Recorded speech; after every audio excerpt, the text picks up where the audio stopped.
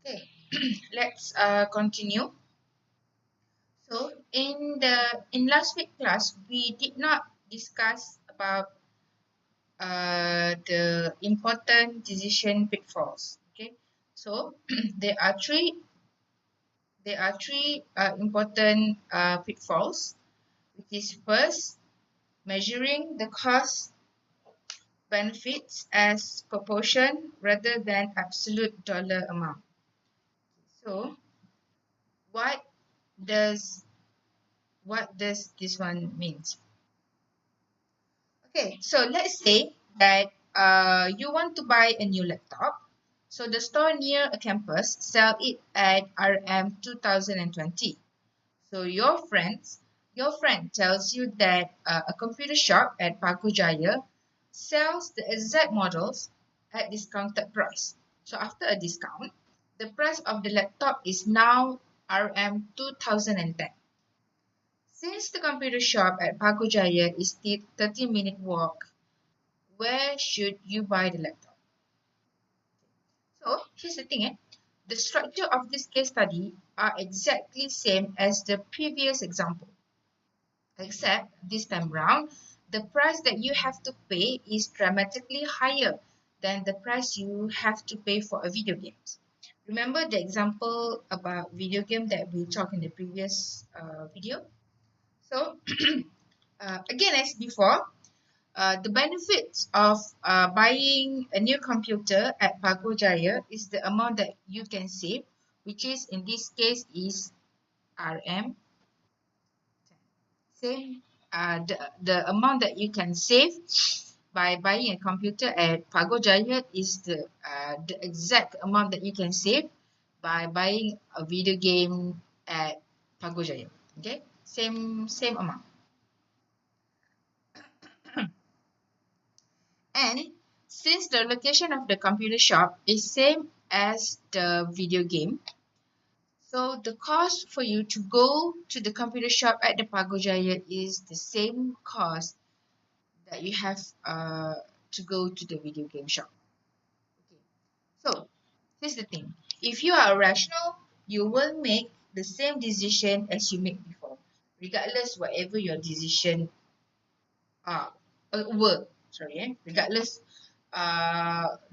of your decision were. So, however, most of the people will choose to buy the computer at the store near campus since the price variance is only about RM 10 ringgit. Okay, while they choose to go to Pago Jaya to buy video games. See here, most people they choose to go to buy the laptop at store near campus and go to Pago Jaya to buy a video game, despite the fact that the amount that they can save is almost the same.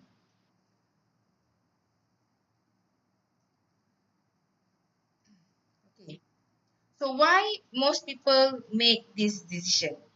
This is because most people look at the proportional that they can save from the original price. So the price of the video game is, let me delete this one first. The price of the video game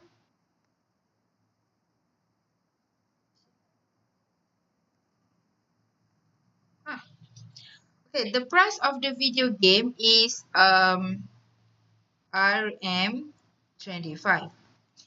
By buying the video game at the Pago Jaya, you can save RM 10 ringgit, right? So RM 10 ringgit is equivalent to 40%.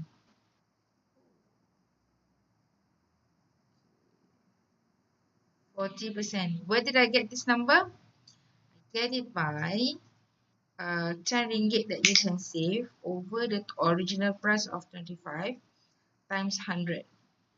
So you can get 40%. Right. Okay.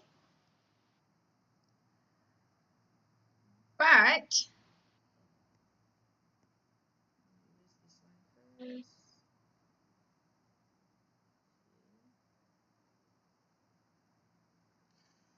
Okay, but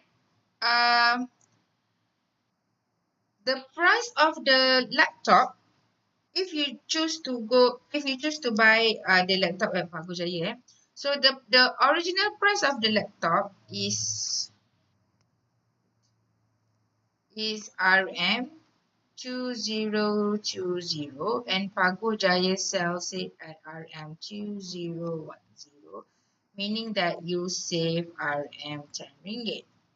So let's see, out of 10 ringgit, how much of the proportional that you can save. So 10 over 10 is the amount that you can save over the original price 2020 times 100.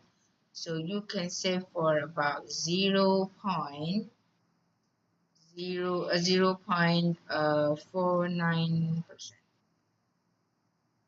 Okay, 49% for a laptop, and you can save for about 40% for a video game.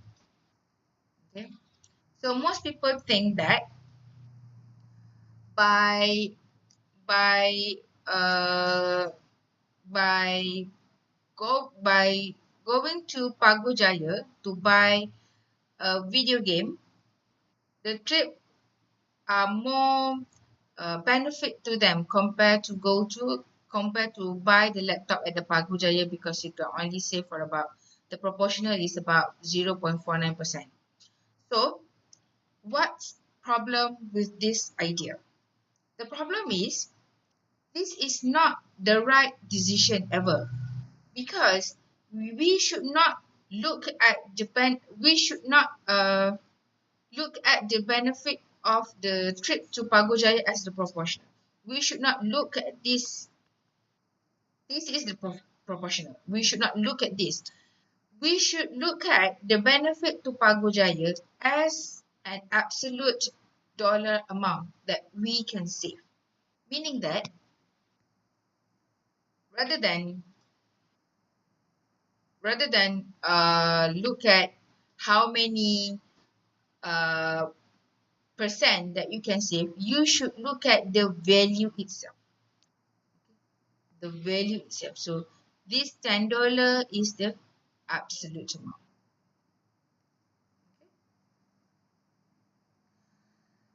In other words, if you are a rational person, you will make same decision for both situations.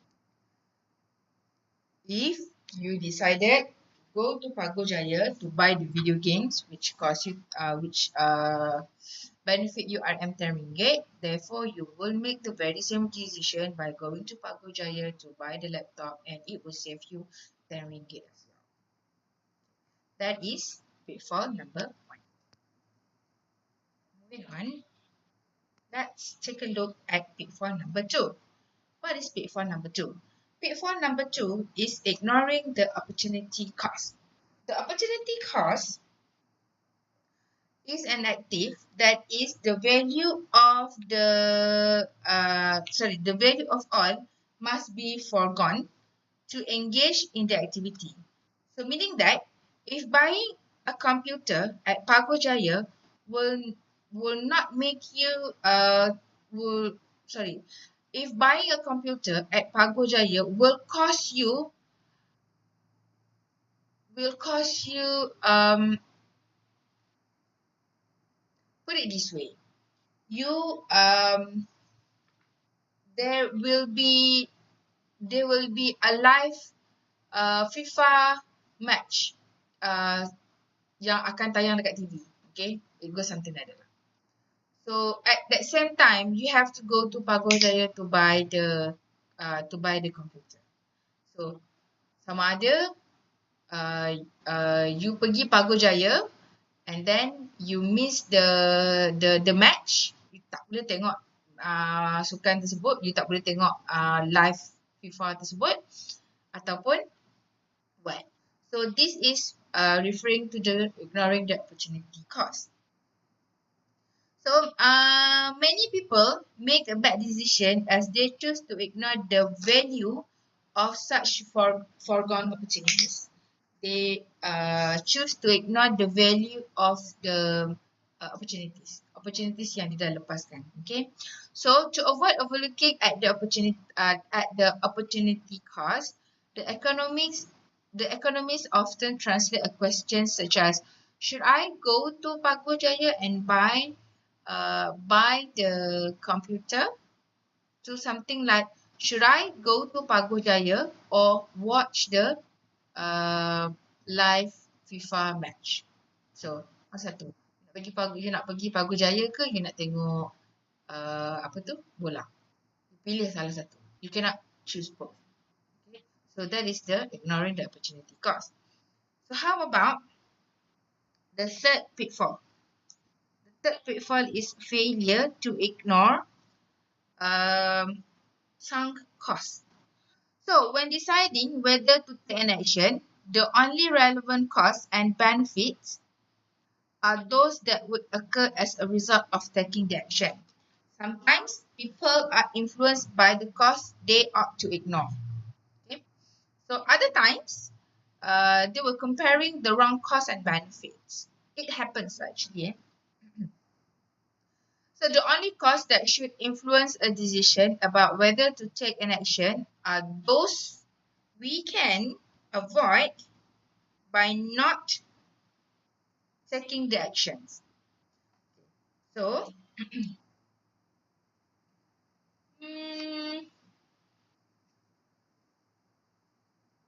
as a practical matter, however, many decision makers appear to be influenced by costs or benefit that would have occurred no matter what. So, this is referred to the this refer to the sunk costs that are beyond recovery at the moment a decision is made. So for example, you want to buy an airline ticket. So you know that an airline ticket is you know that an airline ticket is untransferable, unrefundable, unchangeable, and nothing. Once you buy the ticket, that's it. You spend the money on the airline ticket, and then you cannot board the plane. That's it. You cannot change the ticket to a later date, or you cannot change the ticket to a later trip. You cannot transfer the ticket from your name to your friend's name. That's it. Okay.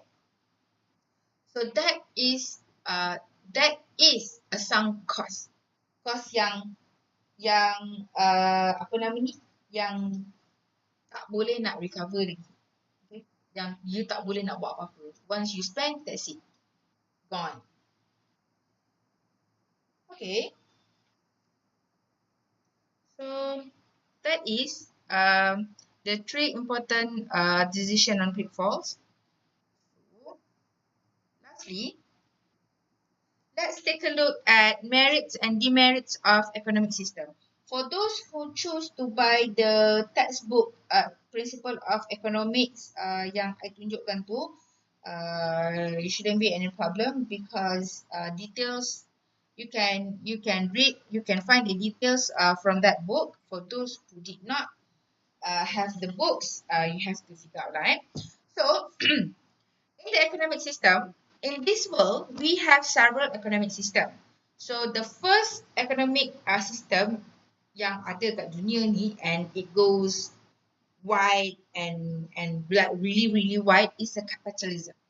Okay, capitalism. This one is a free market economy.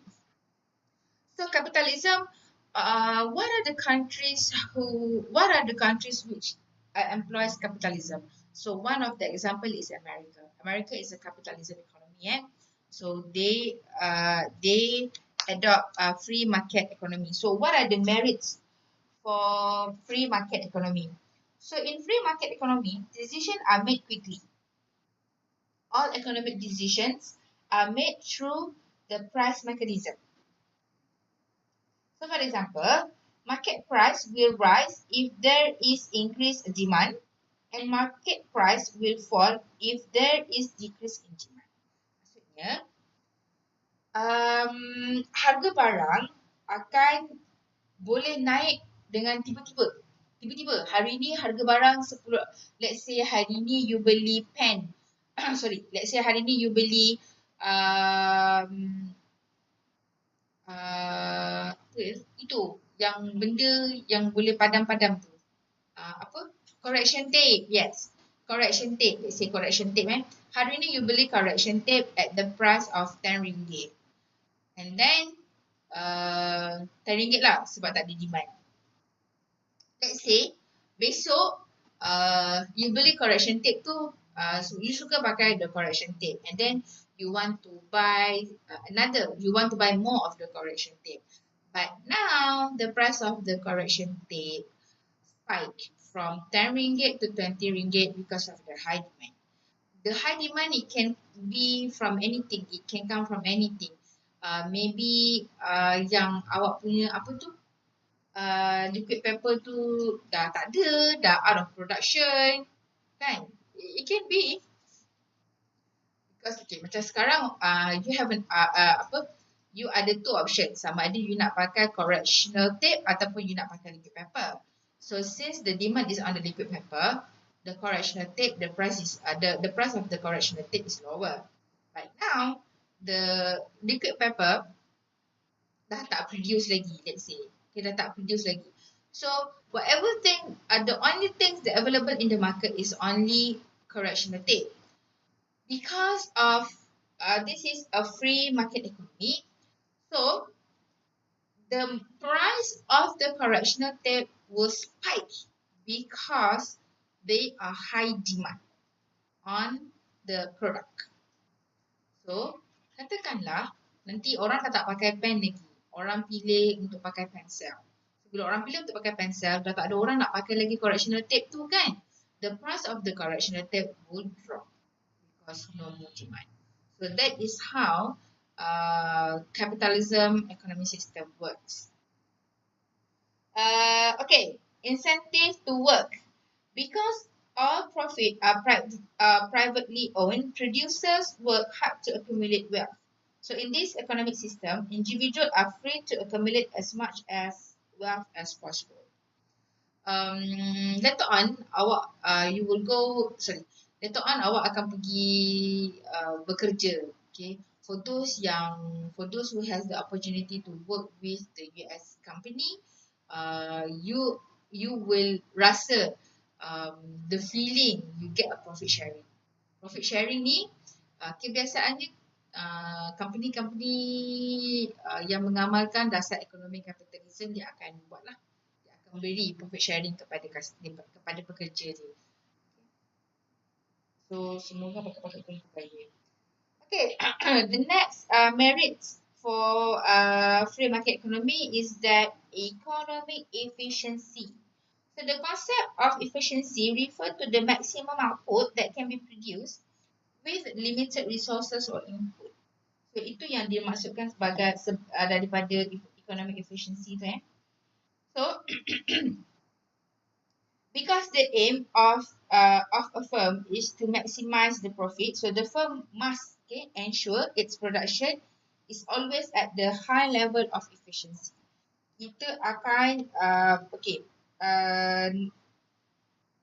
kalau free market economy ni, capitalism punya economy system ni, dia akan maximizekan dia punya profit. Semua dia akan buat with the limited resources, right? Dia akan maximizekan profitnya sebanyak mungkin, dan in order to do so, dia akan pastikan dia punya production perform at its best. High efficiency, high everything. Also, in the capitalism economic system, there is a competition. So, in this economic system, the firms are free to compete between themselves. They, competing among each other. So, this competition will encourage technological innovation and advancement, which will contribute to a higher level of satisfaction. For example, nanti awak pergi kerja, one fine day you pergi kerja kan, kalau rezeki you baik, you kerja dengan company yang daripada US, you akan nampak lah, okay, company yang berbeza, but then they produce the same product. Lepas tu you boleh nampak dia punya customer tu hopping tau. First dia hop dekat, dia akan gunakan company A, dia produce dia punya produk. But lepas tu company A ni dah tak advance in technology, and then dia hop pergi dekat company B pula, ataupun it goes something like that. Sometimes the company just compete against each other, produce the very same product with just a slight modification and stuff like that. For example, macam you tengok handphone kan, you tengok handphone. Okay, Samsung dengan Apple. Samsung dengan iPhone. Samsung boleh beat tak iPhone? Samsung cannot beat iPhone. In a way. In a way, Samsung cannot beat iPhone. Because iPhone somehow dia quite kebal from the virus kan. From unauthorized access. Manakala Samsung ni dia prone to the unauthorized access. But then, they compete against each other. Okay, kalau macam Apple produce dulu kan Apple produce iPad, Samsung pun produce tab.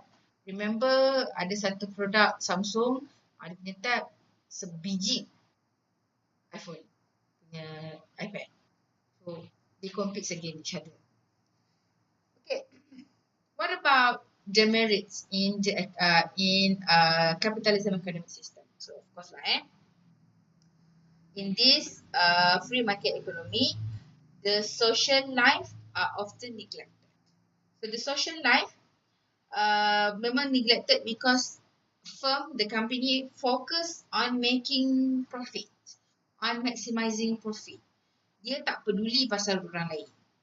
Okay. Macam dulu saya kerja dekat I get that opportunity to work with I work with 3 US company.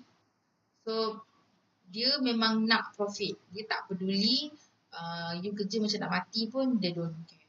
Dia nak. So you have to meet lah. No excuse, tak nak terima. Okay, so in that case, itu yang dimaksudkan social welfare is neglected. Okay.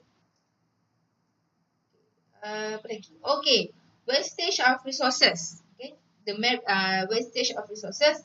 Wastage of resources often occur in a free market economy. So, for example, in a competition between firms, advertising costs must be paid.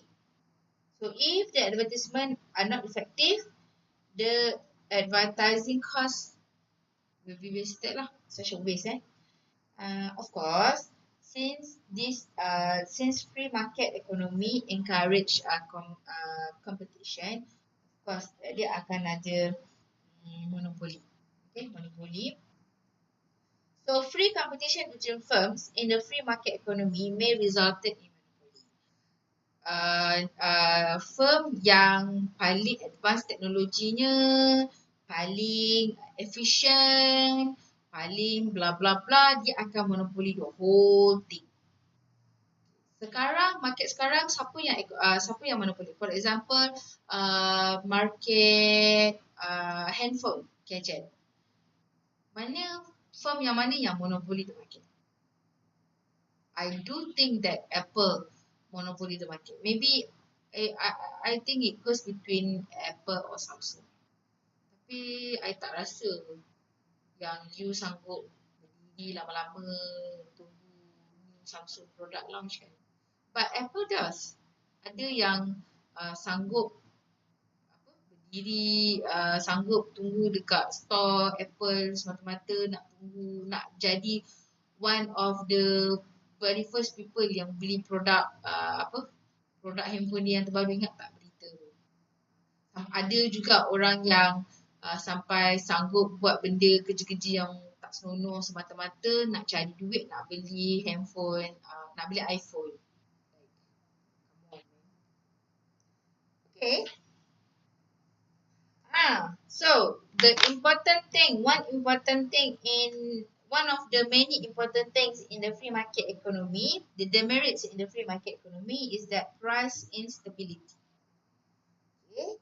Because the decision in the free market are made quickly and the decision are made, and the market price made if there is a high demand and drop if there is no demand. So somehow this situation support the price instability in the market. Hari ini naik, besok turun, lusa naik, tidak turun, naik ke something like that. So instability now. So in a free market economy, the government does not control price of goods. Kerajaan ni tak akan control harga barang. Okay? Itu bergantung sepenuhnya kepada pembekal. Dia nak bagi harga barang macam mana.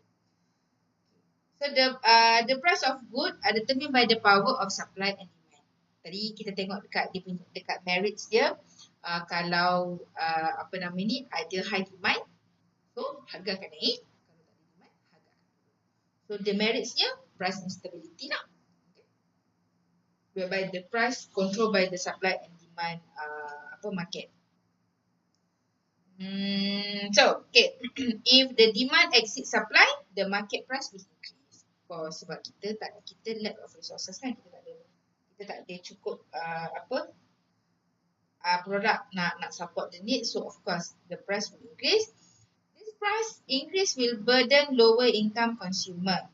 So the burden on consumer becomes more critical if the good is a necessity. Terutamanya barang-barang yang melibatkan makanan. Kalau macam scarcity of food. This is the problem.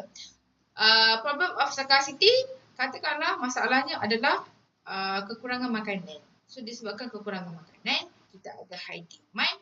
So kat dalam free market economy, harga makanan akan meningkat.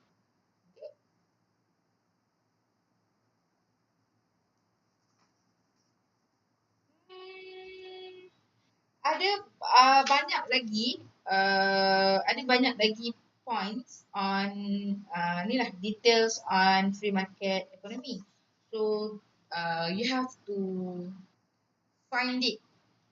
You have to go and find it. Okay, I'm not gonna explain everything. I'm not gonna put it here. This way too much. Okay, the next economic system is known as socialism or centrally planned economy. Okay, so what are socialism economic system? Which country adopts socialism economic system? Okay. Socialism economic system, dia punya ekonomi dia lebih kurang macam ekonomi komunis. Tak faham Okay, negara yang adopt socialism economic system contohnya adalah China. Di mana tak ada satu yang betul-betul kaya di China. Di negara China tak ada yang betul-betul kaya dan tak ada yang betul-betul miskin.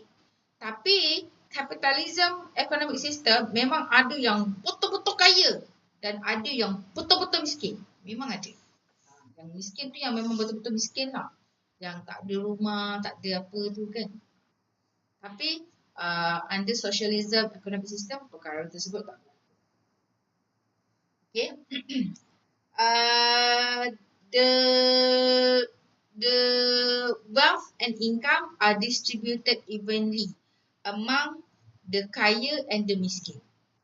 Itu merits dekat dalam social economic system. Fair and even distribution of wealth and income. There will be no gaps between the rich and the poor. Sama saja. Tak adalah sama sangat. Tapi dia punya gaps tak adalah besar. Okay. Why does this happen? This is because an individual has no freedom of owning the property and only the government determine the distribution of the factor and income. Kerajaan yang berhak menentukan macam mana income tersebut diagih-agihkan antara yang kaya dengan yang miskin. Okay, lagi merits dalam socialism economic system is encourage mass production. The production is up to maximum with the minimum usage of factor of production. Ini itulah later on bila awak pergi kerja, awak akan nampak lah when you have to deal with the company from China, they are expert in mass production. They produce like huge amount of product with a minimum minimum raw material. It was something like that. I have no idea how it works. Okay. Next is the production without competition. Because the mass production will be determined by the government, not by the individual. So that's why they produce without any competition. It also creates an efficient use of resources and reduce wastage due to unhealthy competition. Kalau dekat dalam capitalism economic system, dia ada huge amount of wastage because of the competition.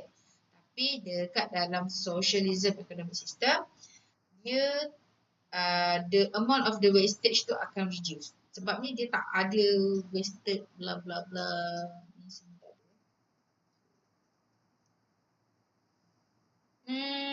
Of course,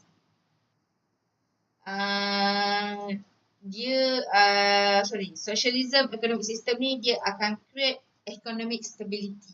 Dia punya ekonomi lebih stabil compared to the capitalism economic system.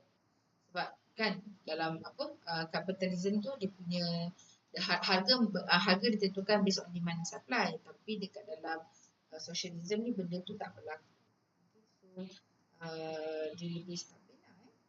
So the welfare of the society is the utmost technique of production. Therefore, the unemployment is minimal and almost does not exist. Compared to dekat mana ni? Compared to the capitalism punya economic system, unemployment rate is quite high actually. Quite high Okay. Lagi satu contoh negara yang menggunakan ekonomi socialism ni. North Korea. Yeah. North Korea, everything controlled by the government. Everything controlled by the government. So what are the demerits in socialism economic system? First, error in decision making. So the delay in making a decision by government exists because of the motivation of the government is to give priority to the welfare of the people rather than the profit of the company. Dia nak bagi dia care more. This type of economics care on the welfare of the society rather than the profit of the company. So sometimes, of course lah, in some decision may benefit the society by bankrupt the company. Some decision give money to the company but ignores the welfare of the society. So, sometimes kita kena pilih mana decision yang terbaik kan. Sometimes ini yang dimasukkan sebagai error in decision making. Dia sebab dia fokus kepada rakyat sahaja, dia tak tengok kepada company tersebut boleh buat profit ataupun tak. So this is what it meant by the error in decision making. Also, lack of motivation and incentive work. Okay. Because the goods are produced as per instruction by the government. So dia tak ada motivation. Incentive tak ada lah. Because the wealth are distributed evenly among the rich and the poor. So tak ada incentive lah. Kalau ada incentive sama tak sama macam sama je. Okay. The development of technology and innovation are not encouraged. Technological development and innovation are slow due to lack of competition in the economy. Dia tak ada competition. Kenapa tak ada competition? Kan tadi kita dah cerita dalam socialism economic system, everything controlled by the government. Dia tak ada competition. Sebab, well, maybe company A produce barang A, company B produce barang B. So, tak ada competition. Compared to capitalism. Capitalism, company A can produce barang A, company B also can produce barang A. You know, kat market kita sekarang ada berapa banyak jenis pampers, dia are compete against each other. Macam tu. Kalau socialism punya economic system, okay, pampers cuma ada satu jenama sahaja. Susu tepung cuma ada satu jenama sahaja. Macam tu. Tapi kalau capitalism economic system, pampers sahaja ada banyak jenis pampers, ada banyak brand pampers. Pampers A boleh absorb air kencing sampai 3 liter. Pampers B boleh absorb air kencing sampai 5 liter. So, they are competing against each other, right? And at the same time, they are developing a new teknologi. Tapi kalau dalam socialism, sebab dia tak ada competition, dia tak ada development of the new technology. Maybe mereka ada development of the new technology, but not rapidly. Okay. Lack of competition, lack of individual effort. Okay, blah blah. Next one is the mixed economy. What is mixed economy? So mixed economy, this one is the cooperation between public and private sectors. In a mixed economy, the public and private sectors are involved in the production of goods to satisfy the needs of consumer and increase social welfare.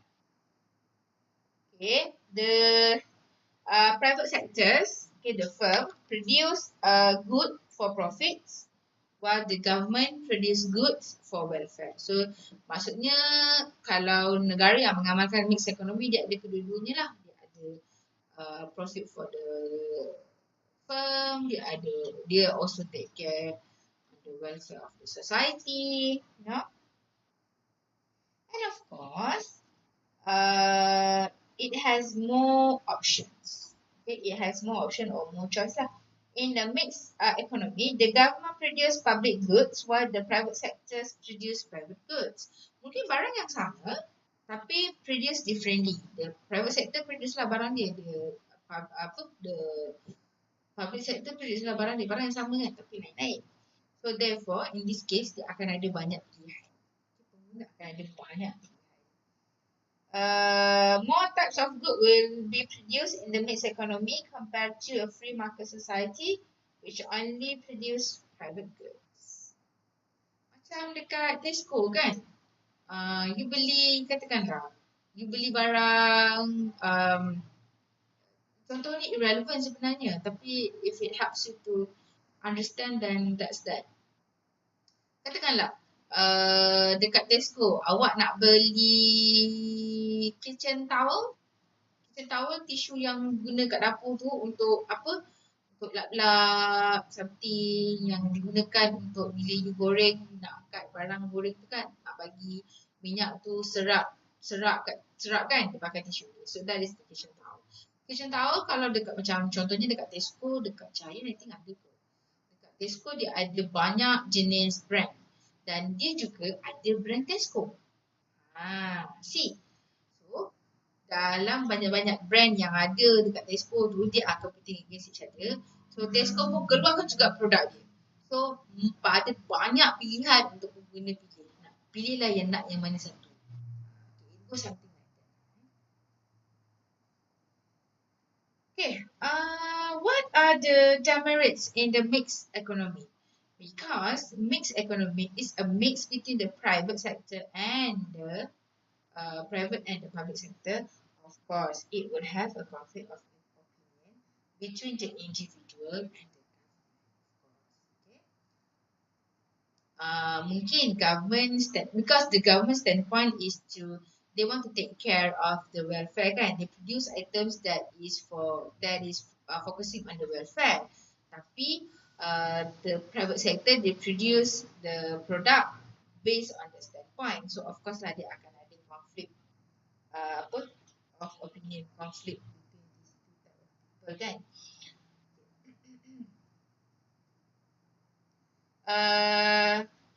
For example, dekat kawasan, I tak pasti satu Johor ataupun what, tapi dekat kawasan luar ni kan kita ada bas harapan kan. So, pretty sure. Bas harapan tu adalah, that one is the government product. They produce service, bus service, transportation service. At the same time, private sector pun produce juga transportation service kan. Okay, bas harapan tu wujudnya bas harapan tu adalah untuk menjaga kebajikan rakyat. So apa yang saya tahu adalah you cuma perlu bayar, you kena ada kad untuk naik bas harapan dan you bayar RM10 kad bas harapan tu dan you naik lah berapa kali yang you suka pun kan. So dalam kes ni the government are taking care of your welfare. See, they are taking care of your welfare. As for the private sector, the private sector also have this transportation service. Tapi dia punya service dia agak mahal lah kan. Setiap kali you naik, you kena bayar. So that's different. So ini yang dikatakan boleh berlaku konflik. Macam private sector, bus company yang contohnya Mayangsari kan. Mayangsari sediakan perkhidmatan bas. Mayangsari punya standpoint dia nak make profit. Tapi bas harapan punya standpoint dia nak jaga kebajikan rakyat. But then these two are still, like producing something, like giving something, so they can have conflict of interest.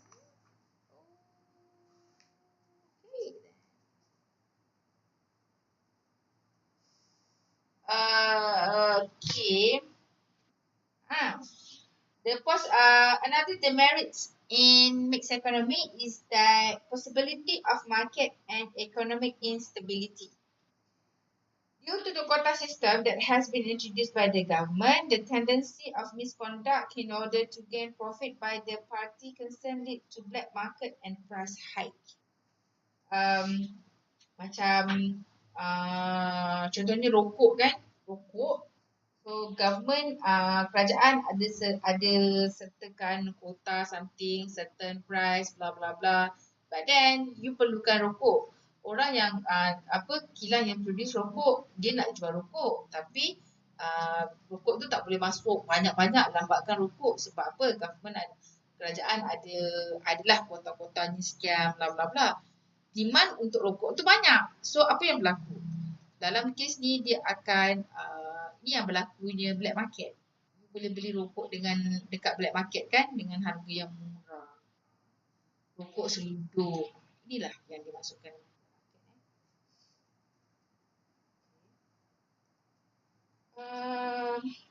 Okay. The last one is Islamic economy. So, generally, Islamic economy is a branch of social science that studies the unlimited desire of individuals to use available resources to achieve happiness on earth and, of course, in afterlife. Okay. So, Islamic economy actually study on how the individual and society use its limited factors of production such as land, labor, time, energy, resources to fulfill their unlimited desire. So the Islamic economic system is unique due to certain reason. So reasonnya apa? Prioritize on the safety and happiness. The main aim of the Islamic economic system is to ensure safety and happiness on earth and afterlife. So sekarang dekat Malaysia dia ada banyak sistem yang syariah based kan, Islamic based kan. You nak buat simpanan pun syariah based, Islamic based, semua tu ada maksud. Macam you buat pelaburan, kalau dia kata pelaburan Islamik, dia ada maksud. Pelaburan yang tak ada cakap Islamik tu biasanya dia adalah berbentuk kapitalisme. Dia ada maksud. Setiap everything tu ada maksud. Islamic bank lah, tak Islamic bank lah, semua tu ada maksud.